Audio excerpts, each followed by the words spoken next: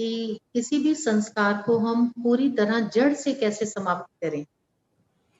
ऐसा है कि जब तक कोई महसूस नहीं करता है तब तक जड़ से समाप्त नहीं होता। सुन लेते हैं और फिर कभी-कभी अलबेलेपन में सोचते हैं ये तो उसमें भी है, उसमें भी है, उसमें भी है। तो पहले तो हमें ये लक्ष्य रखना चाहिए कि मुझे इसको समाप्त करना है। कइयों को ये आता ही नहीं मुझे समाप्त करना है। तो समझ के आधार से पहले है समझ, फिर है महसूसता, फिर है उसके लिए तपस्या। और तपस्या में भले कुछ सहन करना पड़े, कुछ छोड़ना पड़े, तब वो संस्कार समाप्त होता है। जैसे ने वाल्मीकि की कहानी सुनी है आप सबने, तो वाल्मीकि की कहानी में दिखाते हैं उसको समझ मिली, पहले सन्यासियों ने उसको बताया तुम ये किसके लिए कर रहा है। जब समझ आई तो फिर बोला अब क्या करूं मैं, महसूस किया उसने मेरा गलत है, तो कहा तो तपस्या कर।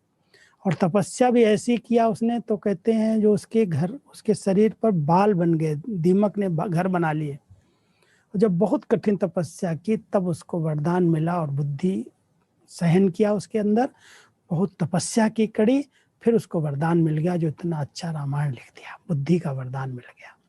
तो वो तो हठ है, वो तो बाबा ने हमको नहीं सिखाया है। लेकिन हम सभी भी अगर कोई संस्कार को चेंज करना चाहते हैं तो हमें बहुत दृढ़ता का संकल्प लेना होगा। पहले महसूस हो ये गलत है, कईयों को पता नहीं चलता है हमारे संस्कार हैं, बोल रहे हैं, दूसरों को डिस्टर्ब कर रहे हैं, खुद डिस्टर्ब हो रहे हैं, लेकिन महसूस ही नहीं करते, ये हमें ख़त्म करना है। पहले महसूस करो। समझ तो बाबा रोज मुरली में देते था, समझ है, पता है, फिर उसको महसूस करके फिर उसके लिए आप कुछ अच्छी तपस्या करो। एक बाबा दूसरा ना कोई, व्रत लो। कहते हैं व्रत लोगे तो वृत्तियां चेंज हो जाएंगे। तो ऐसा व्रत लेकर के दृढ़ता का संकल्प करके हम अपने संस्कारों को, कड़े संस्कारों को भी समाप्त कर सकते हैं।